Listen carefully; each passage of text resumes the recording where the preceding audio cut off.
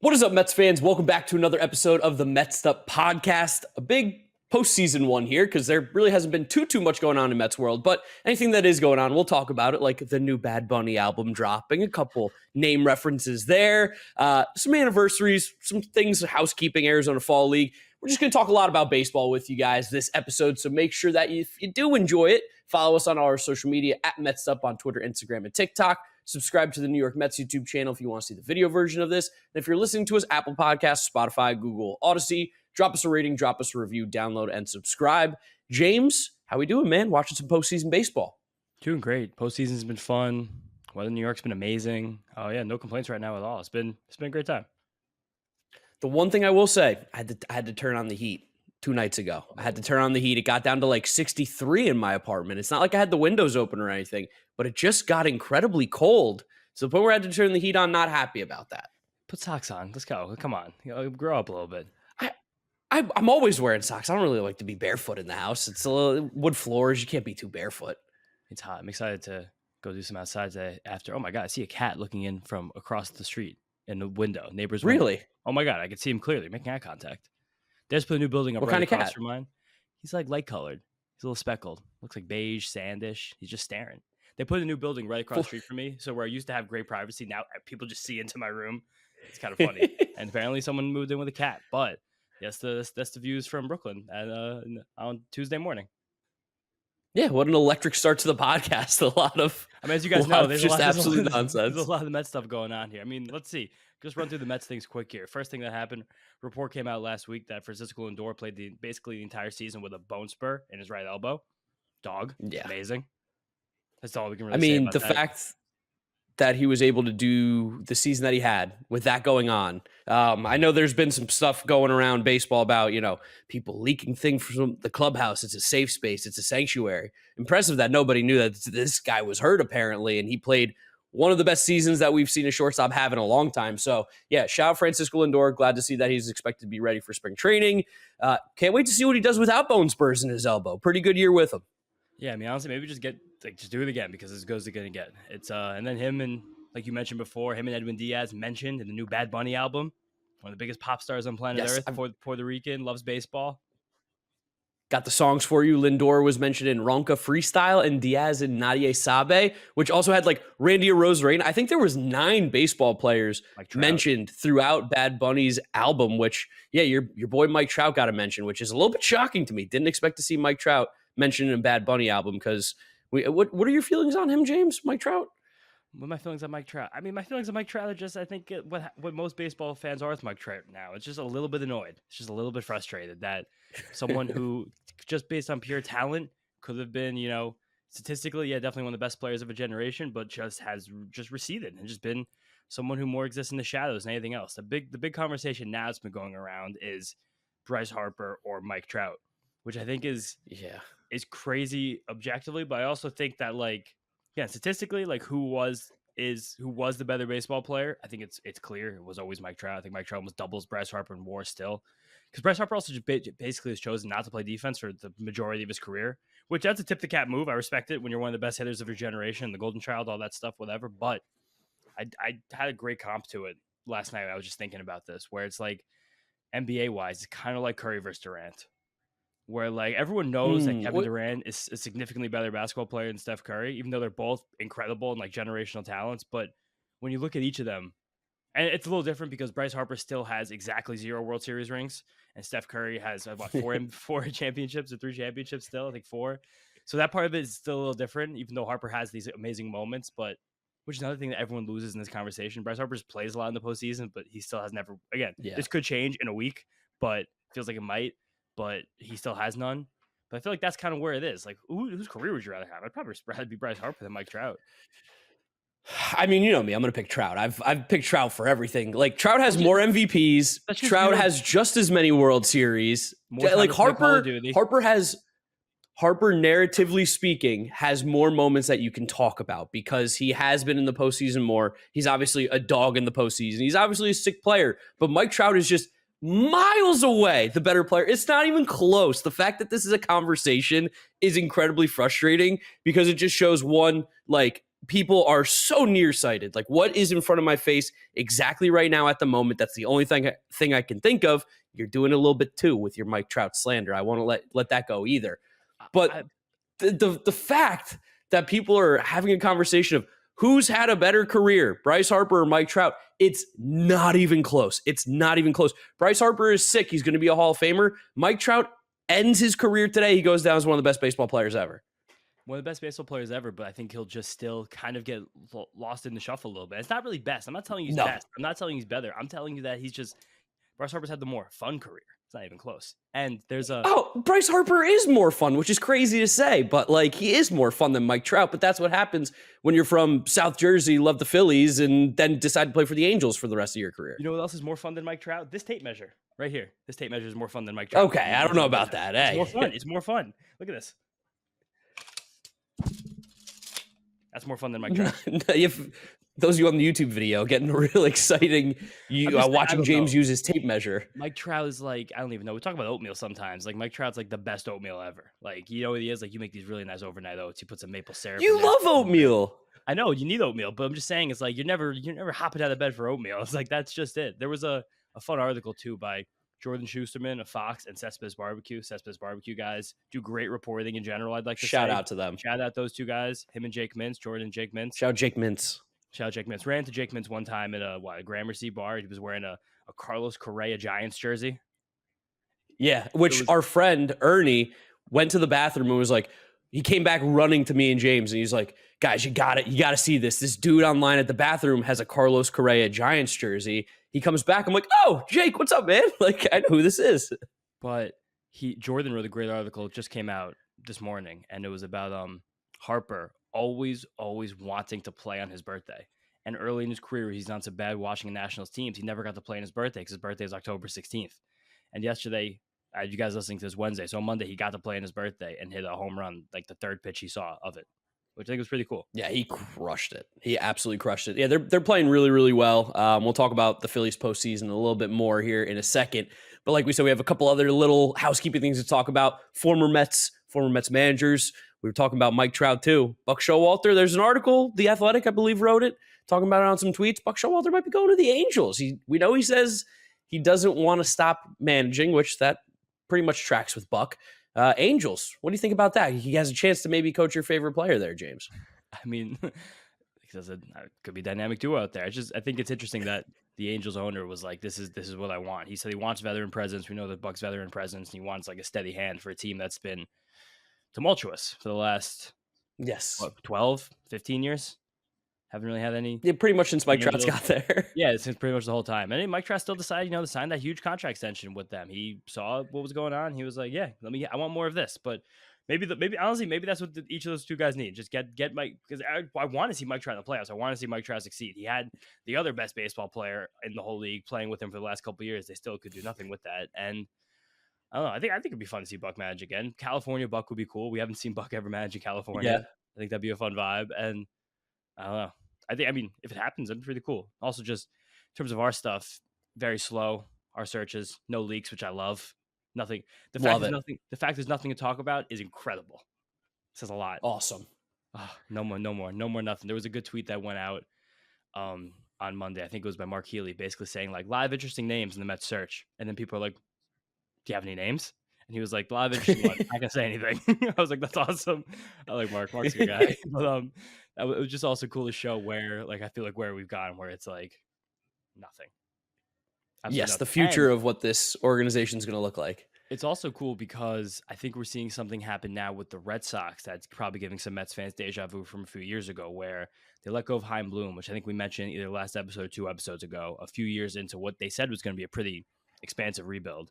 Basically did a lot of what he was intended to do, didn't really do some of what he intended to do, built up his farm system, shedded salary they wanted shed, and then he was let go with one of the best resumes for any executive in baseball history. And now I think that doing that, they're having issues getting people to actually come to the door and interview and take the job. There was another quote from an Athletic article that said that the people who are qualified don't want it, and the people who want it, the Red Sox don't think are qualified, which I was like, what? There is a new hat that's going to be thrown into the ring there, because those of you keeping tabs on the National League East, it was a big news on Monday before all the baseball games that Kim Ng left the Marlins because they were reportedly intending to hire a president of baseball operations above her after she dragged that horrendous Marlins team to the postseason somehow. Maybe the Red Sox. She did an incredible job, obviously. And it seems like she wants to be in charge, and it seems like she deserves to be based on what she's shown thus far throughout her career and what she did with the Marlins. Why not the Red Sox?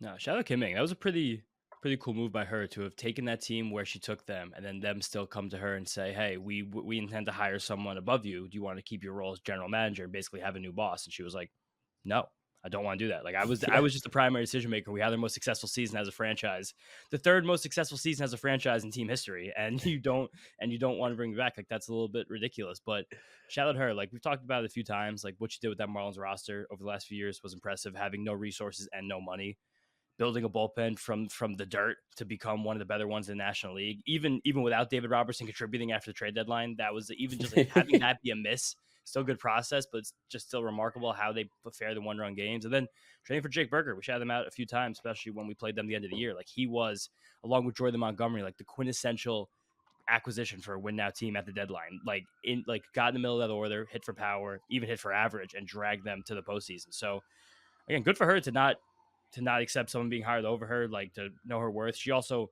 if she doesn't wind up getting another one's executive jobs, I know she worked for a long time in the league office. That seems like probably like a shoe-in for her to wait for the right opportunity. Or maybe she does become the central decision maker for the Red Sox, one of the most famous, popular, wealthy teams in the league. I know she was born in Indiana, but she grew up in Queens. And then she spent most of her formative time in New York, New Jersey, and I believe went to either Northwestern University of Chicago, one of those Chicago schools. So, I mean, big city gal. Like I could definitely see this, her finding a way to that job, but I wouldn't really speculate on this more as Mets fans because she did just leave a position because she didn't want someone to work above her. Yeah. And we have a president of baseball operations now in David Stearns. So it's a fun thing to fantasize about, but I don't think it's realistic in any way.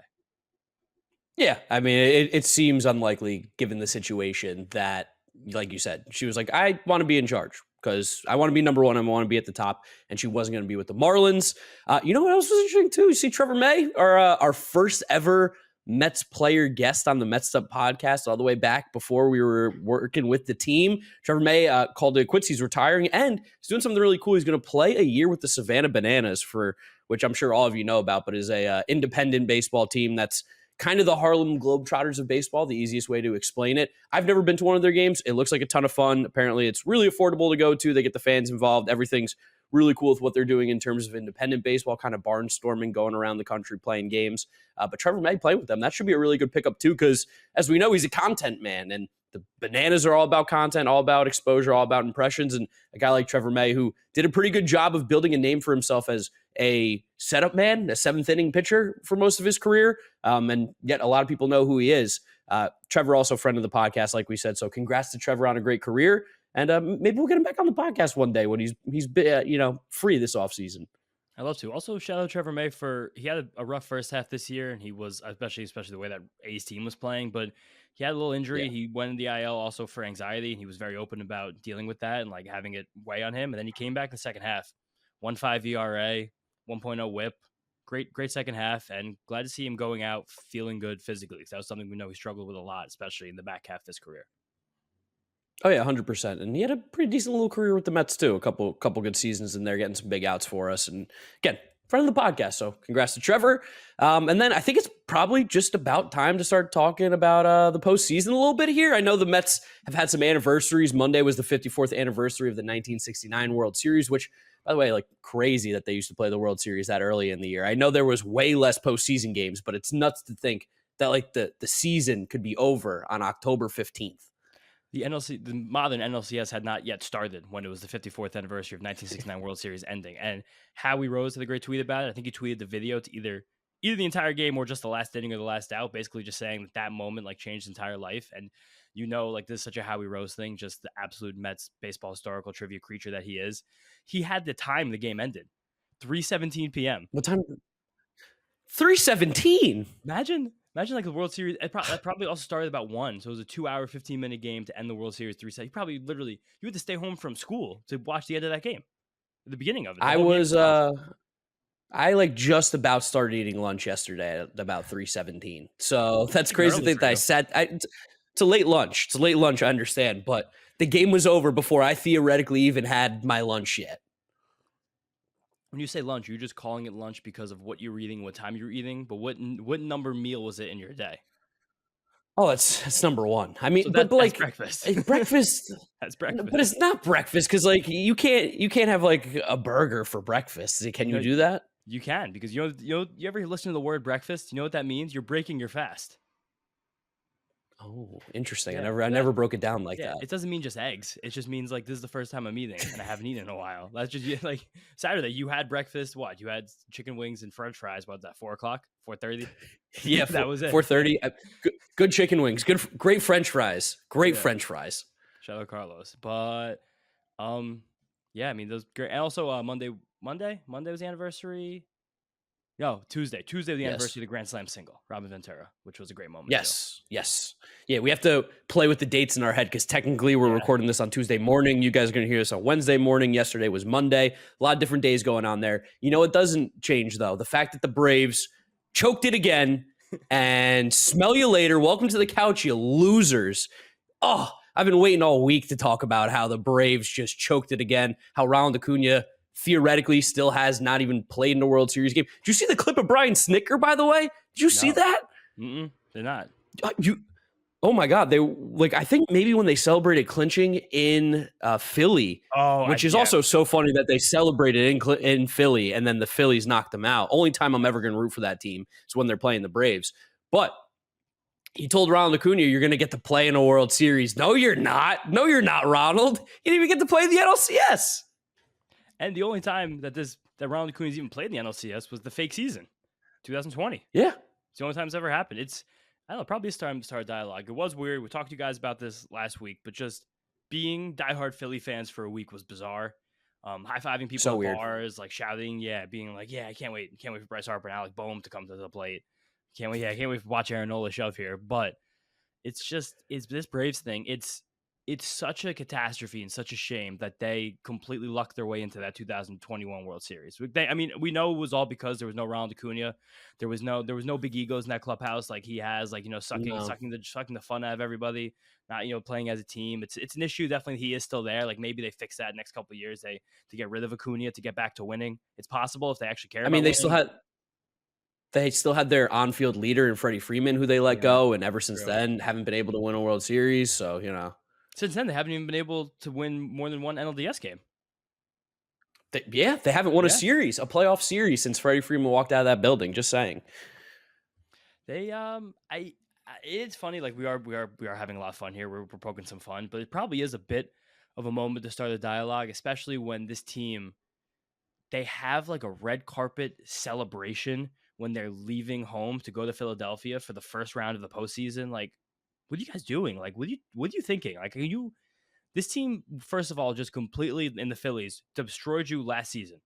Absolutely pantsed you in front of the entire world after you pretended you won the World Series because you caught the Mets to the division. So congratulations. Last year, 2022, the record books will say the Mets and Braves won the same amount of postseason games because it's true. It happened. And they ended with the same 1 game difference regular season record? The Mets technically, I think, lost one more game. Yeah. Nevertheless, does not matter. But I'll never get over that one. But no, we lost one less. We technically had a better win percentage. We only lost 2. They lost 3 in the postseason. There it is. Yeah. They didn't beat us. We just ran out of time. And then you get the same team again. You look overmatched in your first 2 games at home, and you still follow through with a red carpet celebration where you have your players dress up in nice clothes and bring their families and walk down the street and get onto a bus to go to a plane to then lose 2 more games to a bitter rival. It's so funny. And also just the coalition of Mets fans that were like involved in this series. I think a lot of us were just by nature rooting for the Phillies instead of the Braves, which is really funny because even it felt like the Phillies have had a better chance to win the World Series anyway. Their roster is better built for the postseason. They have a better bullpen. They have better starting pitching. Their starting pitchers aren't, whiners. Even though I do say that they're not fun, but we make a lot of fun of Spencer Strider in the show and his bad postseason record, but he did have probably the best quotes in the entire team after they lost that game, talking about accountability, saying they weren't good enough, saying they didn't do enough, saying that they probably got ahead of themselves a little bit, which I guess having that in hindsight is something, but after he said that there shouldn't be fans at baseball games. I think he had to walk back his comments and say something else. Yep. But just, it was so much fun to watch them lose and cry and whine. And again, it just shows how bad of a season we had.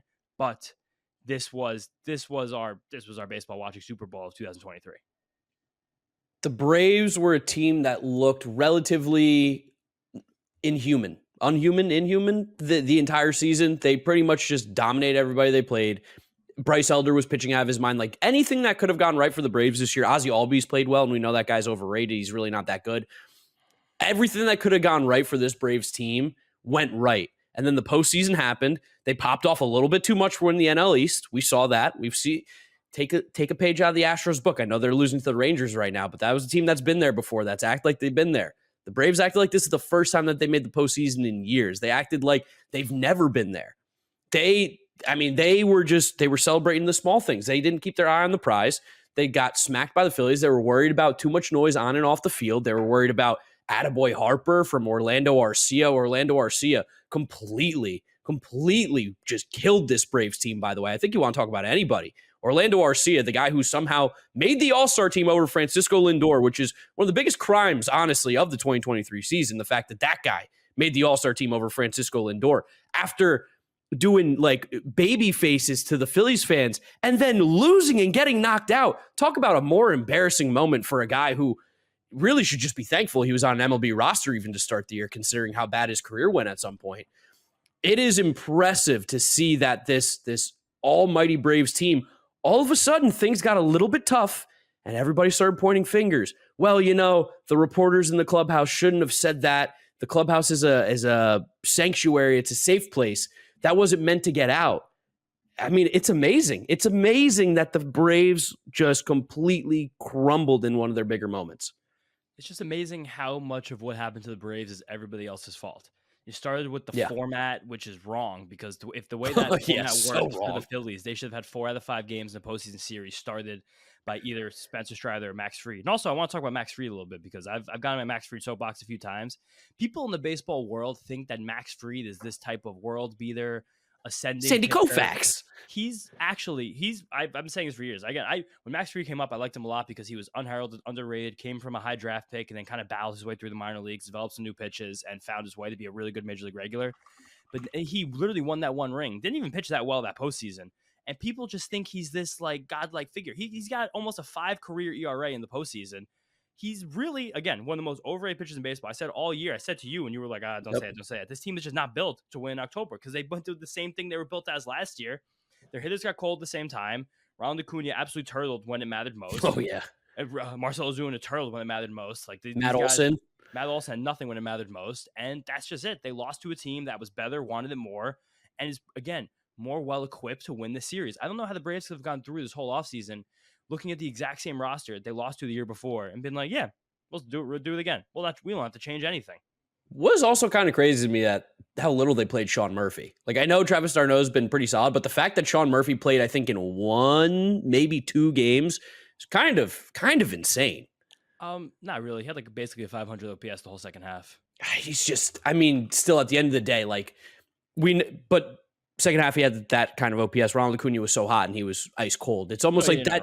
At some point, you just got to play the better guy, and Travis d'Arnaud is not better than Sean Murphy. No world. Especially when the Phillies were running all over Travis d'Arnaud, which thank goodness, because we saw that for years with the Mets where that guy couldn't throw out a base runner to save his life, and it seems like everybody else forgot as soon as he went to the Braves. Like, oh, Travis d'Arnaud's different. He's on the Braves. Phillies were like, no, this guy still got a noodle arm, and they ran all over him.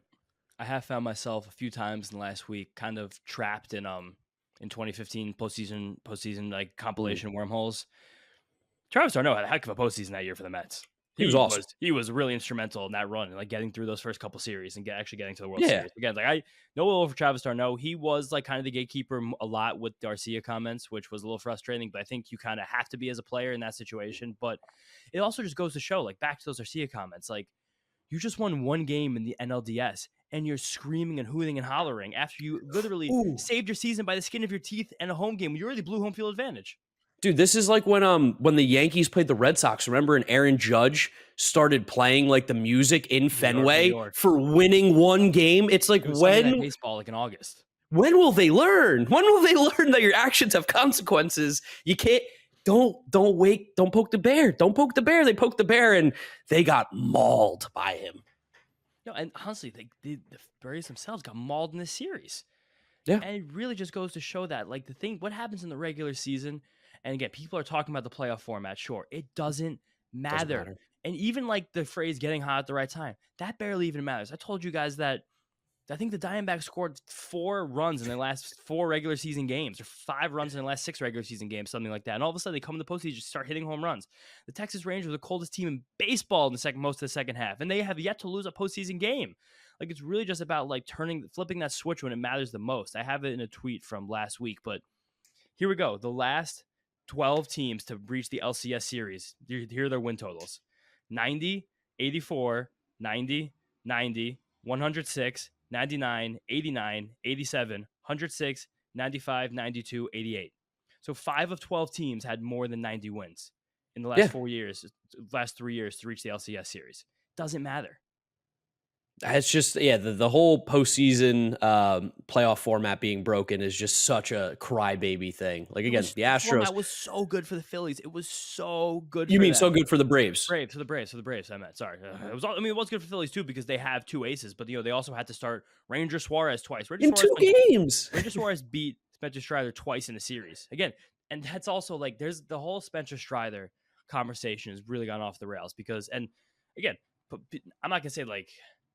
He's a great pitcher. He's so good at the things he's super good at. He is so good at getting strikeouts. He's so good at getting swings and misses. But he's been so inflated based on a lot of, like, I'm not going to call it analytics, because not even analytics. It's more of just the fantasy baseball community I'm proudly a part of, and I love to the bottom of my heart. But just the fact that, like, he is theoretically the best pitcher in baseball because he has the most strikeouts and he has like the best xFIP and the best potential. Like, he has the best potential to have like that phenomenal season where he puts together like a 2-2 with 300 strikeouts and he's amazing. But at the end of the day, he still has only 2 pitches. And when you're in a playoff game against an amazing lineup, especially a lineup that's filled with lefties, and the guy like Spencer Strider throws, like, I think this year he got set a career high with 10%, 11% changeups, predominantly against lefties. When Bryce Harper's seeing you twice in a week, like, how many, like, are you really going to fool him with a changeup? You're going to, like, he can hit 99 at the top of the zone. That's not an issue for him. Like, unless you could really pick that one spot that Bryce Harper really can't hit, which is like high and outside, quite literally on the black, the only thing he really can't do. Like, how many times can you really get through a lineup and get these guys out? Now you're the ace. He did go deep into the first game where he didn't pitch that well. He got to 7 innings, but like, how much can he really give you? Especially as a guy who, as good as he is, as talented as he is, as theoretically amazing as he is, and the fact he's going to be SP1 every fantasy draft next year, maybe besides Garrett Cole, because he's still a horse. How much can you really give you? Because he's not really preventing runs, and this team already seed him, and they have half their lineup are lefties, and all the lefties are pretty good. That's actually such a good point too, because we've now seen in the Ranger series a guy like Nathan Eovaldi, who crawled into the end of the season, I mean, looked about as dead as a doornail. The guy was just like, on my fantasy team in Dynasty, I'm like, what am I going to, I got to get rid of this guy. I don't want him. Like, his arm looks dead. But then he gets to the postseason. He's such a dog in the postseason, complete opposite of Spencer Strider. He wants the ball. He wants to pitch. He's going to beat you, unlike Spencer Strider, who is, I think, has like a 5.4 ERA in the postseason, hasn't won a game. Regardless, he's got so many pitches. He's been using that splitter. He's got the fastball, the cutter, the slider, the changeup. He, like the Rangers this postseason in particular, have done something that a lot of teams haven't been doing as much, which is their pitchers have really, really thrown all their pitches evenly across the games. And I think you made a really good point there, where you've seen Spencer Strider twice in 5 days. You know what his pitches are. You've seen them. If you've played baseball ever before, you see a guy once, you see him a second time, you feel more and more comfortable, especially if it's in such a short time period. A guy like Nathan Eovaldi, who his stuff is not as good as Spencer Strider. I never will say that. But the ability to have those different pitches makes it just a little bit harder for those Astros hitters who now have to guess on 3 more pitches rather than is it fastball, is it slider. Another thing that Eovaldi did yesterday, especially, that was cool. He just basically said, and it got him to trouble a little bit, because the middle of that game, the Astros did get close to winning. And again, he probably threw far too many strikes. Yordan Alvarez, even 1 strike is too many strikes. He has 6 home runs now in 6 postseason games. But yeah, we'll talk about Yordan in a second, because he's crazy. Eovaldi, those first couple innings, he wasn't missing any bats. He was just basically telling the Astros hitters. I think it was 3 whiffs or 4 whiffs in the first 3 innings. And then he wound up getting 14. Like when he was really getting out of his jams late, he was then going out of the zone. But he was rocking a zone rate of almost 70% through the first few innings. I think they mentioned in the Fox broadcast, and especially his splitter. The splitter is a pitch that, like, league wide, the average rate that pitch comes in the zone is probably around 30%. He threw it almost 50% in the zone yesterday. And like he was just putting that pitch there. He was like, if you guys want to hit it, just hit it. Like, just hit the ball. Like, this is the postseason. Like, I'm not going to nibble. I'm not going to play any games. Big reason for that, too, is the team spotted him 4 runs on top of the first inning, of course. It leaves you the strategy to do that. But you say, you know what? I'm just going to dog you. I'm going to throw these pitches in the strike zone. If you can't hit him, you can't hit him. And he threw, because, like, I don't know if you even looked at those stats. You could just feel it watching the game, the baseball acumen. But all 4 pitches he had, he threw at least 15% of the time. And his fastball, cutter, and splitter all threw at least 25% of the time. Yeah. Splitter being the most thrown pitch of the game. And it was sitting 89 as a splitter. He just goes out and he's like, I'm just going to throw. I'm going to pitch. And it felt like the opposite. Even when Fried pitched that game, he only got to pitch 1 game in the Phillies Braves series. It was so much nibbling. It was so much curveball. I don't want to get hurt. I don't want to get hurt. And again, having a 4-run lead in top of the first inning, that is a big change in strategy. I'm sure they talked about that internally. Shout out Mike Maddox, a long time, great pitching coach with that Rangers team. I've heard Greg talk this year about that. He spent some time with him too, just being like, I want to help my brother a little bit. King of throwing pitches in the zone. Never waste a pitch. Never, ever waste a pitch, especially a guy like Nathan Eovaldi, where every pitch is precious. We don't know when that thing's going to snap.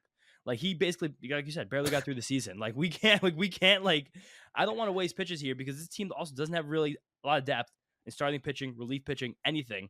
Every pitch is valuable. We can't spend the 5th inning waiting around and getting to 100 pitches and seeing how we get through the rest of this game. Yeah. Rangers ended that game yesterday. They basically had nothing left. They had no one left to pitch, really. Nothing. Like, if the Astros would have scored 1 more run, that would have been it because they had nothing left there. Like, the amount of guys they went through, like, every single trusted guy. And it was like Boers, Spores, Chapman, Leclerc, and, like, Leclerc went like 24 pitches. Like, he had, like, 6 more pitches left total. Like, Chapman. And he pitched the night before. Yeah.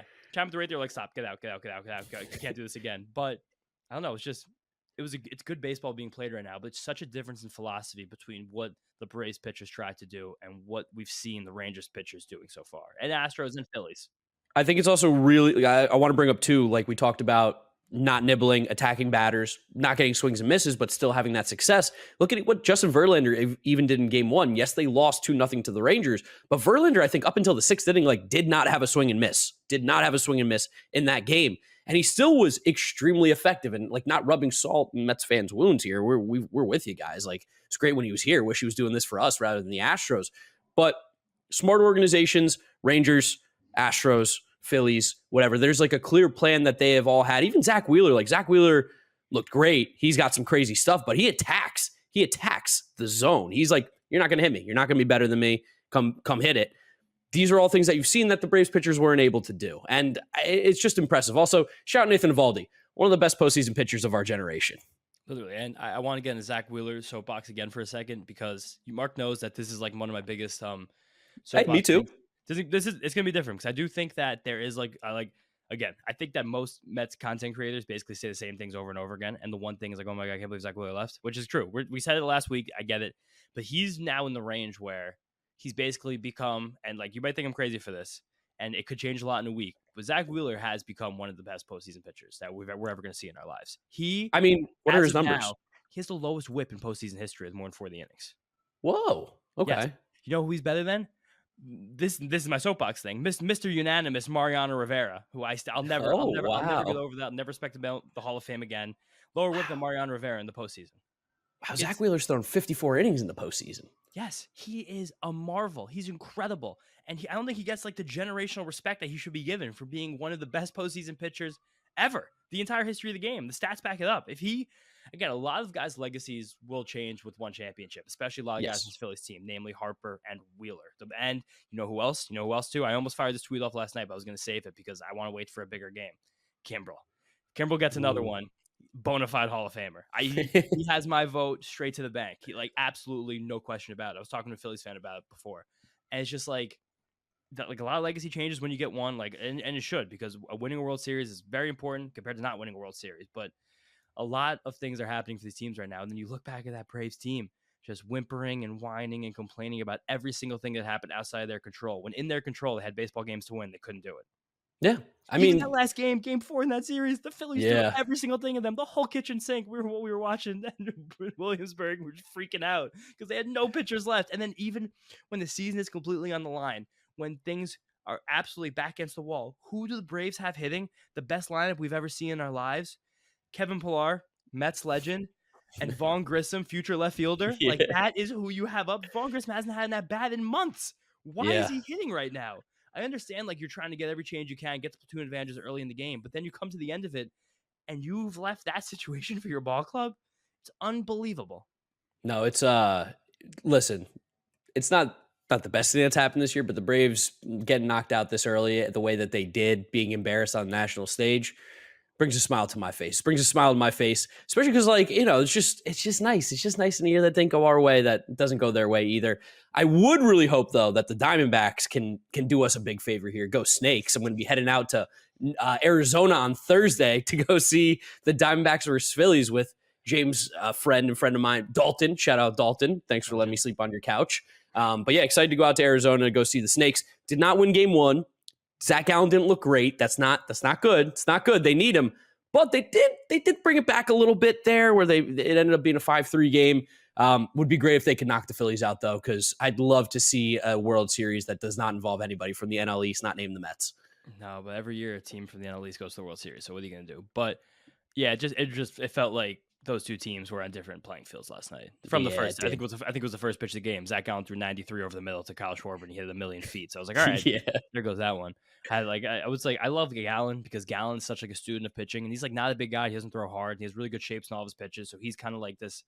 He's like a little bit of he's you know what he is. He's very Aaron Nola, but he throws fastballs instead of sinkers and cutters. Like, that's probably why I like him so much. He's such a field pitcher. But it's just to see him get overmatched like that, like the whole season's on the line. Merrill Kelly now tonight. You guys will know the results of it by now, but just that top of the order and the whole year was just kind of waiting for Kyle Schwarber and Trey Turner and Bryce Harper to all turn it on. Phillies basically spent 70% of the season with not even three of those guys not clicking together, almost never two. And now that it's all three, it's just like, I don't really know. I don't know what to do about them. I don't. There's really no solution. That's as good of a top three as you're ever going to see in the league, and they proved it. Yeah, I think this will be the last time in this episode, at least, that I'll praise the Phillies here, but their vibes are absolutely immaculate. I will say, did notice Garrett Stubbs saying F the Mets after the NLDS, which, listen, they can say what they want. They're there. They're winning games. But, maybe some bulletin board material that could be used for the 2024 season, especially coming from Garrett Stubbs, who is a backup catcher, I think. I think that's what position he plays. He's not like a mainstay in the Philadelphia Phillies. Garrett Stubbs isn't like, he hasn't, I don't think been there very long either. But it's just fun to hear that we're on their mind still. It's just kind of like, they're still thinking about us. And still thinking about the Mets. Yeah, also just super shout out like the infrastructures they've built there. Like, John Middleton is an owner who loves winning. He had a quote from June when the team wasn't playing very well, when he said, as far as I'm concerned, the only reason to own a sports team is to win. And nobody gives a rat's a word, shout out Vito, whether I make money or not. They just care as fans about winning. He said that in June. And then when they win the NLDS, he is pouring beer in himself in the locker room. And he's in the crowd cheering, like in Citizens Bank, like behind home plate, where it's just like, he was throwing out balls, right? I think he was throwing out balls to the fans. Just having a hell of a time. He's just enjoying himself. Winning is fun. Like you said, fans only care about winning. And shout out to the Mets. They're trying their best. We're spending money just like every other team that's doing well this year, which is also cool to see that the teams that are spending money are pretty much the most successful teams this year, which is good because when baseball is spending money, it's a better sport. It took a while to get back around to that point, but now we are in a spot where 3 of the 4 teams left are all, I think, in the top 7 or 8 in payroll. Yeah, we saw the Rangers spend a ton of money on their middle infield in Seager and Simeon alone, like that, and then a couple pitchers that we also know of too. I guess we'll close with this discussion. Quick little 5 minutes, so we can get Vito out of here, but we talk a lot about the Rangers and how good they are. Every puff piece right now is going on about, their manager, Bruce Bochy, steadying the ship. And Bruce Bochy has done a great job as a manager, especially for a team that completely looked like they were falling apart in the second half. Up until the second week of September, it felt like they were going to miss the playoffs. They had an 8-game losing streak in the second half, and it mixed in with 7 straight series they didn't win, which of course was broken by the Mets. That was still then followed by another series loss to the Twins, and then a sweep at the hands of the Astros to drop them to their season low 76 and 64 after they again lost another game to the A's after that, and it felt like everything was falling apart. And then again, this is credit. I'll give some credit to Bruce Bochy because then they did wind up going to Seattle, sweeping them in a series that changed the whole season. Like if that goes the other way, like this could be the Seattle Mariners in this spot, not the Texas Rangers. But for a team like the Rangers that went out, spent a ton of money, both on their internal processes and the players on the field, giving the 500 mil to Semien and Seager, who are both lights out. Seager himself had a generational season. Going out and getting Jordan Montgomery at the deadline, even after acquiring Max Scherzer from the Mets, being like, no, it's not enough. We still need another pitcher. Letting loose Cole Ragans, who wound up being one of the marquee pitchers the entire second half. Like if they had him, they'd be steamrolling everybody right now, which is really funny to think about. And then also we've talked about in the past, like hired Darren William, the creator of Baseball Savant, to run their player development. Hiring Donnie Ecker from the Giants to be their hitting coordinator. Now he's their bench coach, just the Greek god of barrels. He's got this entire lineup, like every single moment, just hitting the crap out of the ball. Jonah Heim is a world beater. He was a guy who was swung a pool noodle for the first few years of his career. If you guys want to talk about like how much coaching can really help a guy, it's great to see a team that had a plan, execute it, and if the plan really worked and Jacob deGrom and Max Scherzer were healthy right now, they would be a juggernaut of all juggernauts with no one even close to getting in their way. Yeah, as someone who's rooting for the Rangers in the series, just because I like their vibes, like their feel. We've seen the Astros plenty of times, and that's fine. Yeah, it's going to be funny to see Max Scherzer break my heart again when he's going to get smoked in Game 3. I know it's going to happen. I don't think he's going to use him as a traditional starter. They've been kind of tight-lipped about it. I think he's going to be more of a weapon than a starter, which I think that would be better for him right now because I don't know. If Jose Altuve sees a 92-mile-an-hour fastball float across the top of the zone, he's probably going to hit it really far. Yordan Alvarez sees a 92-mile-an-hour fastball. That guy's literally playing out of his mind. It's super tough to talk about him in terms of the best players of baseball because he is just a DH at the end of the day. But in terms of sheer hitting, is he the best hitter in baseball? It's hard for me to not even still say Judge after last season just because it was that good. But like I think he's definitely one or two between those two guys. Yeah. If I want a lefty, I'm taking Yordan. Yeah, he's definitely the best left-handed hitter in baseball. Like he's so crazy. Even the second home run he hit off of Chapman, which couldn't happen to a better guy. Like the fact it wasn't even a bad pitch. It was like low and outside, and he just hooked it 380 feet to right field. Like he is so incredibly strong. He had a flu game and he hit 2 home runs. Flu game, 2 home runs from Yordan Alvarez. They still lost, so it doesn't really matter. But he's so good. That was a big Glaze piece this morning on The Athletic. There was like Yordan Alvarez dragging the Astros with an upset stomach. Where it's like they're down 2-0, so I don't know. But also shout out to Nick Castellanos, the second player in the history of baseball to have 5 home runs in a 3-game postseason span. Yeah, he's been on fire. He's been great. We got a lot of baseball left. Obviously, NLCS, ALCS, 1 game for the NLCS, 2 games in the ALCS tonight. Or when you guys are listening to this, you'll know what the series looks like in terms of Game 2 for the NLCS. Go Snakes! Also, shout out our friend Ernie's doorman, Eric. Right, James? I think you got a little run in. Yeah, I mean, just always loves the podcast. I went to go hang out with friend Ernie, watch some football, and he was like, "Hey, man." He either said favorite podcast ever, or like best podcast in the world. And I was like, nice. That's really awesome. Nice. Yeah. Sunday morning. That's really great. Thank you. So shout out Eric. And anything else to talk about here, or is it time to wrap it up? I think we got them all. What was that? Clean 45? I like it. Clean 45. Go Snakes. Thank you guys for listening. Thank you for watching. Follow us on our social media at Mets'd on Twitter, Instagram, and TikTok. Subscribe to the New York Mets YouTube channel so you can see the video version of this. If you're listening, Apple Podcasts, Spotify, Google, Odyssey, drop us a rating, drop us a review, download, and subscribe. Follow James on Twitter at James_Shiano. And me, Giraffe Neck Mark with a C. Thank you guys for listening and watching, and we will catch you next week for another episode. World Series talk, I guess, by then. So, yeah. See you guys. Bye. Peace out, guys. See you next time.